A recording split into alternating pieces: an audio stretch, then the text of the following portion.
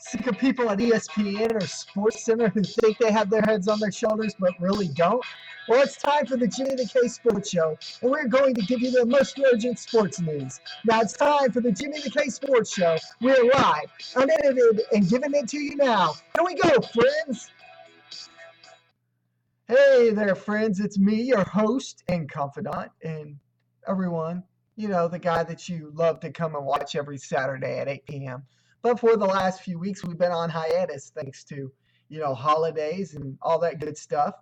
But guess what? It's the turn of the new year. It's it's time for bigger and better things, and I look forward to hopefully uh, helping this show increase viewership. We've got a good viewership, a good turnout of amount of people that come and watch this show, but I'm looking to further better this show, and you can help out. We'll get more into that as months go on, as the year goes on, and how you can help and all that fun stuff. But for the last few weeks, we haven't had a show. I could probably go through all the sports news over the last 2 weeks, but the show would probably last till at least 1 o'clock in the morning.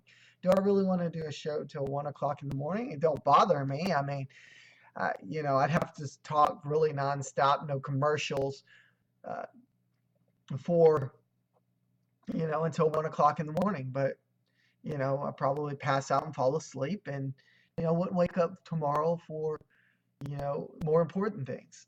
So we'll definitely go over what's happened in the sports world the last week and a half, maybe 2 weeks. There'll be some sprinkled in stuff that's happened within the last 2 to 3 weeks, but other than that, let's get to it. Let's get to it.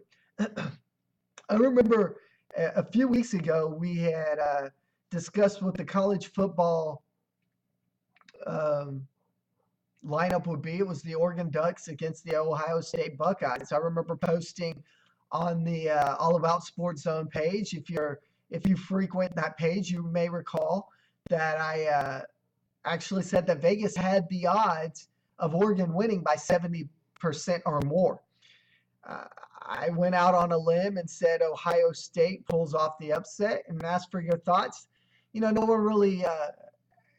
really commented on it, but you know, the national championship comes about, and what do I look like? Again, I look like another sports genius with another profiting to call here, as the Ohio State Buckeyes win the national championship. Now they are early favorites to be ranked number one in the new polls for the year coming up. Number two is kind of iffy. Some people have Texas Christian University in second, Baylor in third, Oregon in fourth. Some have Oregon in second, TCU followed by Baylor. What's my calls on that? I think we still got computers playing with the odds of things here, and as long as computers are willing to do the work and human beings are willing to let the computers do the work, then we're going to continue to have upset coaches, upset teams, and unfairness throughout all of college football. With that being said, nothing in life is fair. You know, nothing in life is fair, and that's that. We can't make everyone happy. It's kind of like when you go to church. I hate bringing religion into this, but sometimes you have the ladies that go back to your leaders in your church and tell them, man, it's kind of hot in here, and one of the leaders will pop open the deal and turn on the thermostat, and then another lady will go and be like, well, it's freezing in here. And they're, well, Miss Betty Frankincense or whatever her name is said that it's hot, so we turned it down cold. Not everyone's going to get their way. Not everyone's going to be happy. So I know it's kind of a sucky analogy, but it's still there. With that being said, I feel really good about myself on that prediction. Sad news happened about 2 weeks ago. A long-time ESPN anchor and analyst Stuart Scott passed away at the age of 49. I did not personally know Stuart Scott.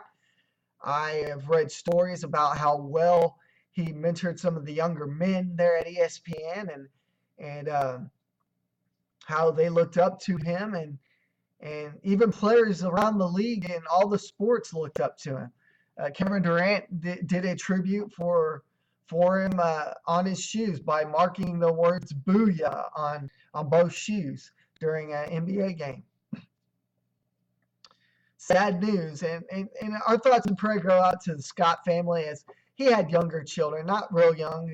They were high school age, but still, to lose your father to a long time cancer battle that he had been fighting for so long just kind of stinks. So our thoughts and prayers go out to Stuart Scott's family there, and hopefully ESPN will find their next Stuart Scott who can replace him. And to be honest with you, I don't think anyone will ever replace him. He's a smart guy, head on his shoulders, knew what he was doing.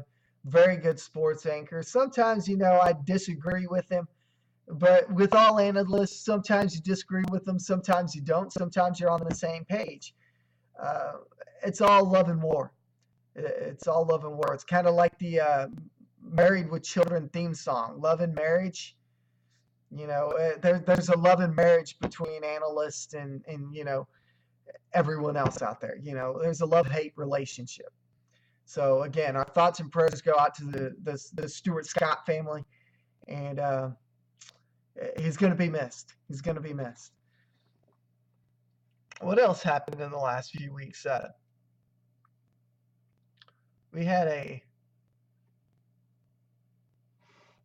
I asked you on the All About Sports Zone page, and now with the NFC and AFC championships being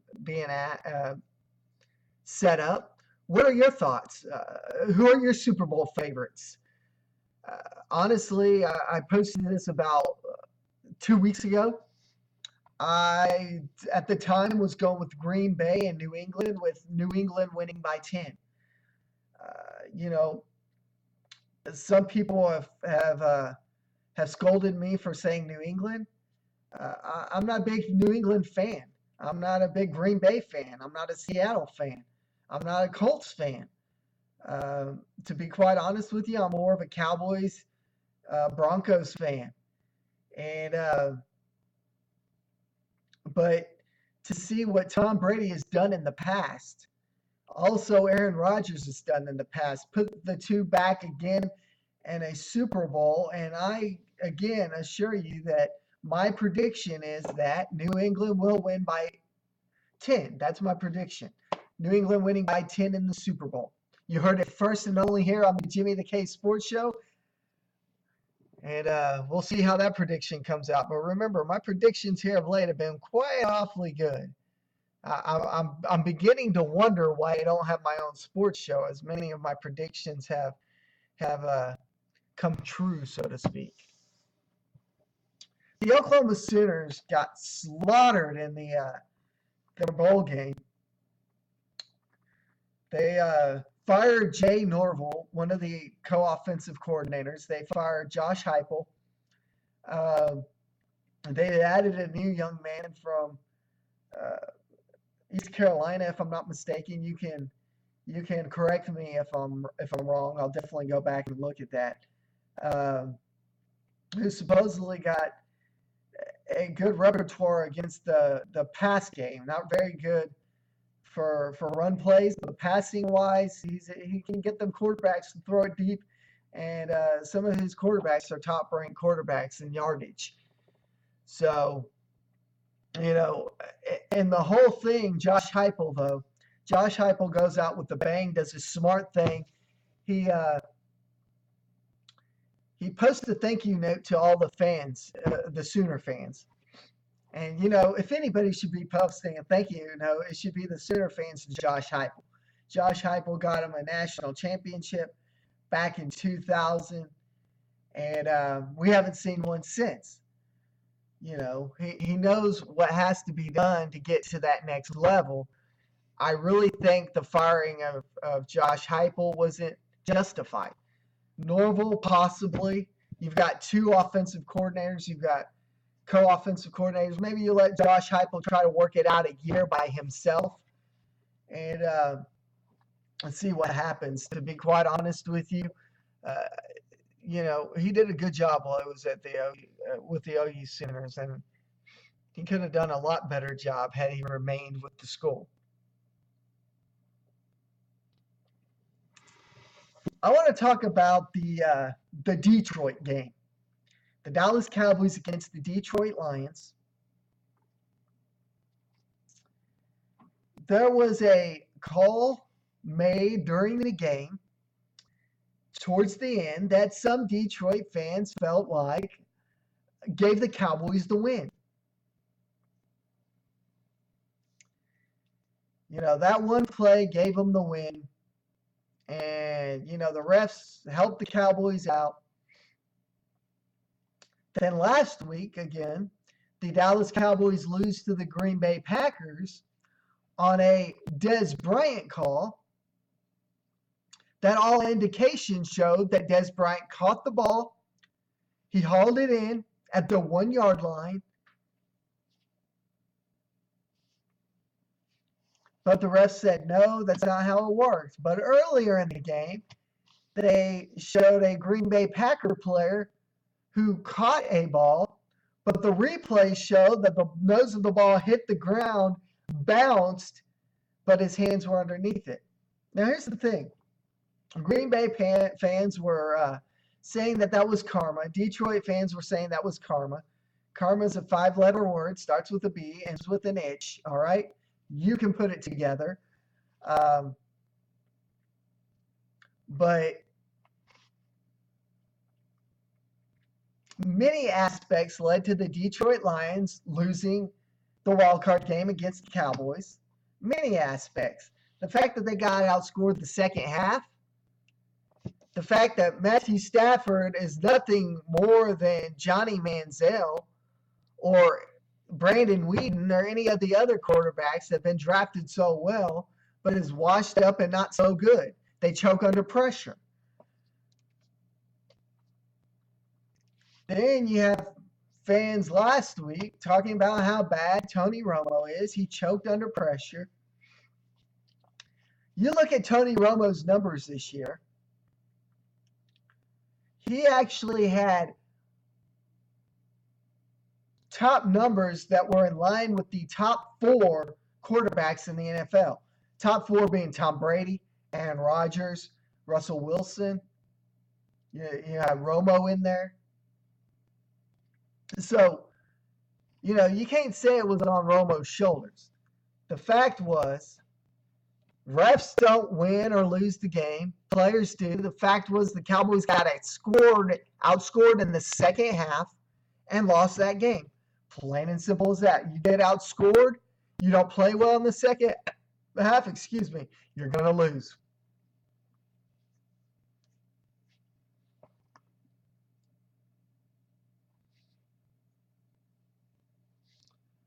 So,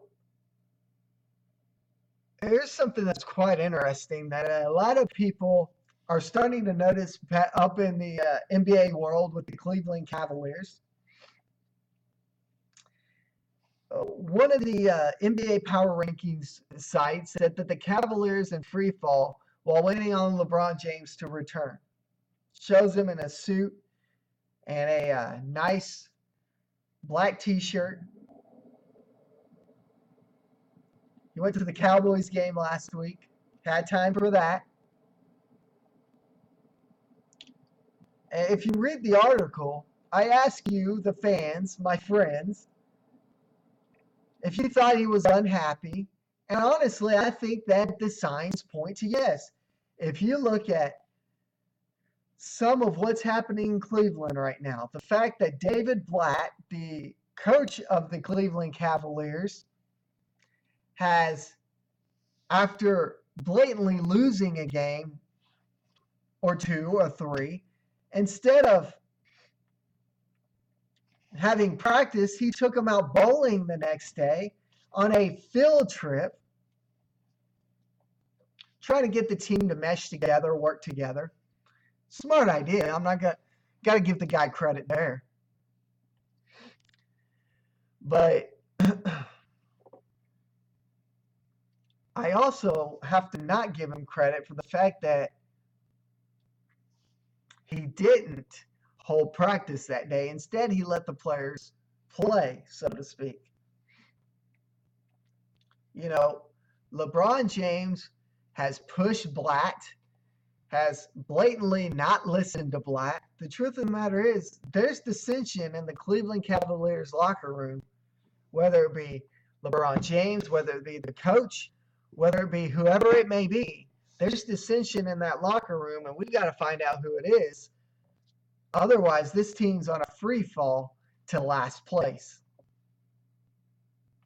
So, what's your thoughts on the Cleveland Cavaliers? Do you think they have a shot in the playoffs, or do you think they just have another prima donna or two or three on their hands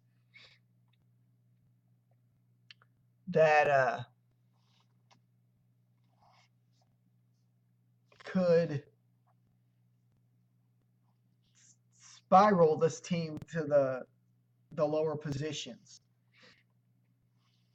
After the loss last week to the to the Indianapolis Colts, excuse me, John Fox lost his job. John Elway, the general manager, the owner, the general manager, excuse me, he's not the owner. The general manager for the Denver Broncos basically said, it's our time now. Saying that him and Fox are good friends, that we parted ways nicely, that there was no hard feelings between the two. I don't know if I can necessarily agree with those statements. The fact that John Fox decided to leave in a contract that wasn't quite up yet. He's since taken a job with the Chicago Bears as their new head coach. So,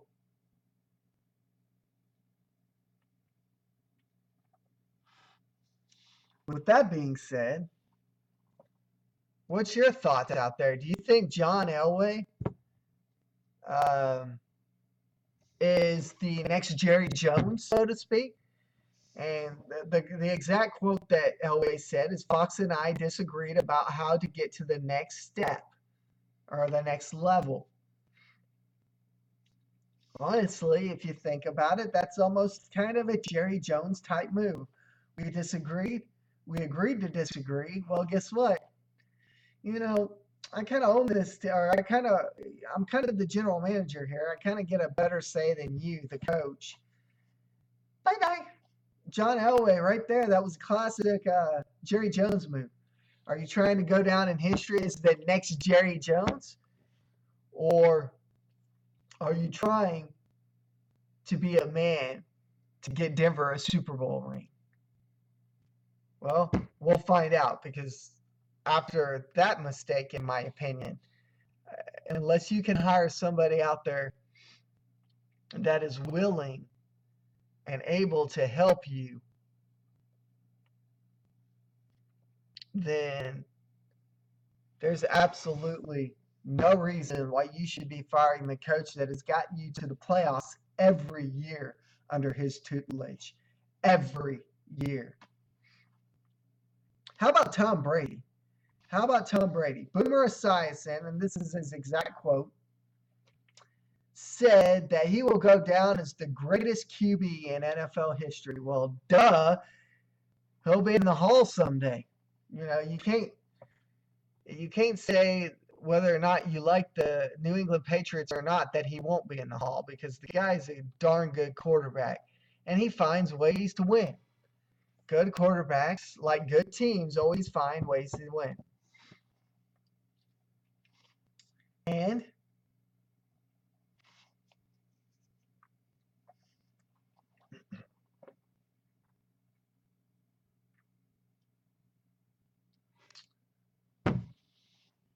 I want to see a team find a way to win in baseball. Let's go ahead and talk about a couple of the Texas teams that have somewhat been in the news. Um, it was said, this was actually about 3 days ago, that the Houston Astros acquired Evan Gattis from uh, the Atlanta Braves. The deal is officially done. The Braves get 2 or 3 pieces from the Houston Astros farm system that they felt were quite relevant to giving away Evan Gattis and one other player as well. The exact player will be as such. What do you Astro fans out there think? Do you think this is a good sign, a good trade for the Houston Astros? Or do you think this is just a move to go above and beyond? Pitching is where they really need to work, in my opinion. But, they're going after all these hitters right now. So,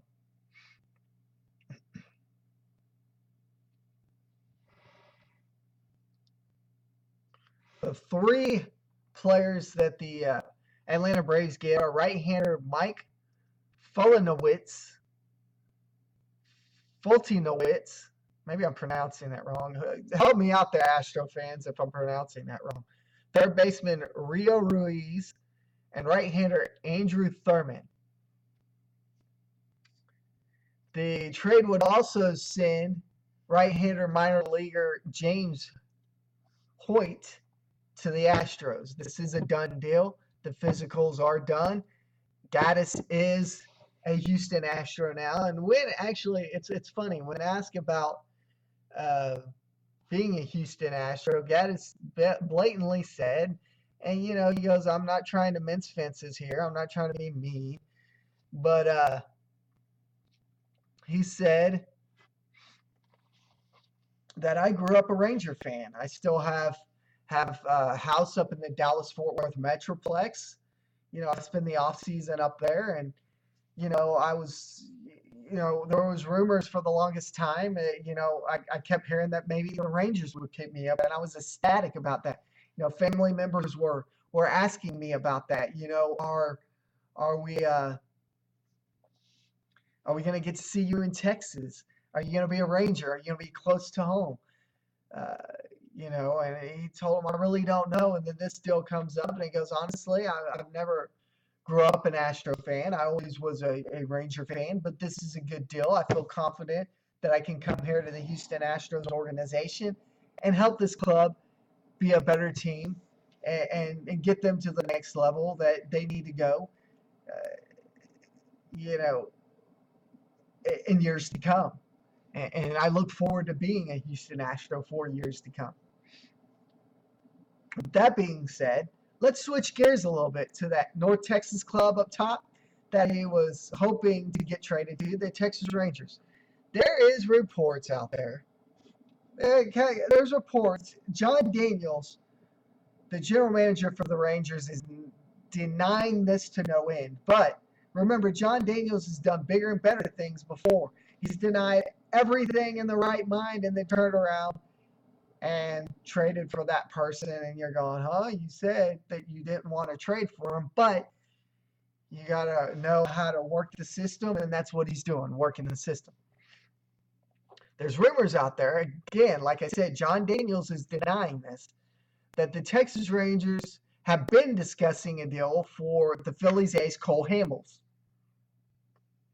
Now, John Daniels is vehemently denying this, saying that there is absolutely no chance that they're going after top-tier trade partners or trade pitchers. They're looking at their options. They're looking at the free agency for pitchers. They're looking at trades, but definitely not the top of the tier pitchers like Scherzer or Shields or Hamels. But there's always a button there, isn't there?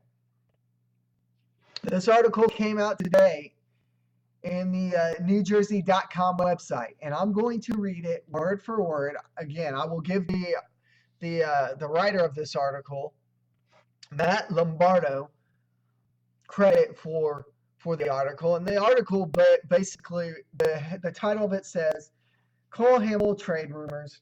Is deal with Texas Rangers being held up by ... money? And speculation out there, especially people up in the northeast up there, northeast up there, close to Philadelphia, have heard that that's the biggest snare right now. It's not that the prospect that John Daniels doesn't want to give up the prospects. It's the amount of money that Texas wants Philadelphia to put down, for this trade to happen. Again, this is Matt Lombardo's article in the NewJersey.com website for New Jersey Advanced Media. And it reads, as word for word, again, Matt Lombardo writes this. The Phillies and Rangers remain in talks about a trade that would send left-hander ace Cole Hamels to the Lone Star State, but it appears there is an unlikely hurdle standing in the way of a deal. According to Dallas Morning News reports, executives from both teams remain in talks working towards a deal, but the Rangers would require the Phillies to absorb at least a portion of the remaining money on Hamels' deals. From the report, end quotes, reads, Hamels is guaranteed $96 million over the next remainder of his contract, which ends with a club option for 2019 at $20 million. The Rangers would need Philadelphia to absorb some of that salary. How much the Philadelphia Phillies would be willing to eat would hinge on which prospects the Rangers would be willing to include in the deal, end quote. This is certainly an interesting development, given that the Phillies now rank below the Washington Nationals in total payroll and have made shredding salary over the winter a top offseason priority. Likewise, the Rangers are just below the Phillies with an anticipated total payroll in 2015 of just under $129 million. The Rangers are among the teams that Hamels has on his list of teams that he can be traded to without veto power. It seems, though, Phillies general manager Ruben Amaro Jr. has a decision to make in terms of what holds more value, cutting payroll or rebuilding the farm system when it comes to a Hamels trade. If nothing else, these trades between the Phillies and Rangers appear to be a fluid in nature. With that being said, if something comes about, I will be the first to break it. A Cole Hamels deal will definitely warrant a special report for the Jimmy the K Sports Show. And that would be something that I would just love for you, the fans, to get to see each and every day. A rotation. If you think about the Rangers rotation, okay, right now it looks like this. You have Darvish, Holland, Lewis, Ross Detweiler, followed by Martin Perez or one of the younger pitchers, Nick Martinez, Martin Perez, and Matt Harrison, who are down the line, probably past the All-Star break. Matt Harrison can very well not come back. But if you make a deal for Cole Hamels, you have a lineup that's headed by Yu Darvish. You follow that by more than likely Cole Hamels, Derek Holland, Colby Lewis, and probably either Ross Detweiler or Nick Martinez. That would be probably one of the top 5 pitching staffs in all of baseball. You look at what the Dodgers have done, the Padres have done. By no means the Dodgers haven't added much pitching because they do have a pretty doggone good rotation, top 5 rotation. You look at what the Padres have done, their rotation's pretty good. You take Texas, you look at Boston Red Sox. The Boston Red Sox have traded for pitchers and gotten pitchers.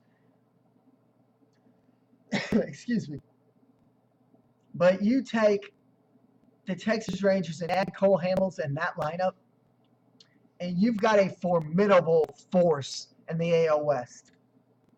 If they remain healthy, that team could be amongst the top. You know, honestly, again, like I said, it's way early in the season. Pitchers and catchers don't report for another 83, 84 days, 85, somewhere in there. But you look at the AL West this season. You look at what the AL West did last year. You remember the Rangers were injury prone at 67-95. The Rangers stay healthy, and that AL West is tight. You've got Seattle Mariners making good deals. The A's have made some good deals. Houston Astros have improved a lot. The Anaheim Angels will be a force to reckon with. And then you have the Texas Rangers, like I said, barring health, that could be the toughest division in all of baseball, the AL West. And with that being said, what are your thoughts? Do you think the Texas Rangers make a deal for Cole Hamels? If so, since we know that the deal isn't imminent just yet, who do you think the Rangers should include? Who are the pieces that would be included for a Cole Hamels deal? You know how to get in touch with me. Simple. Email, Facebook, Twitter, all that good fun stuff, right? Right. That's how you can get in touch with me.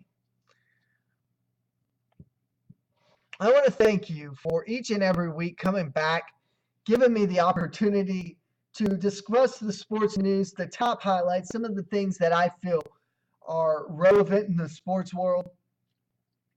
Next week, we will have set the Super Bowl matchup for 2015, whether it be New England and Indianapolis, New England and Seattle, Green Bay and Seattle, Green Bay and Indiana. No matter what it be, we're going to know the matchups next week. I'll give you my 2 cents. We'll see if, Green Bay and New England are in it. If so, then my prophecy is kind of getting closer. We'll look at some of the other sports news as college basketball comes around. We'll kind of start delving into that a little bit. Top 25 in college basketball. We'll delve into more once March Madness gets about, but we'll continue to do our work. You continue to do yours.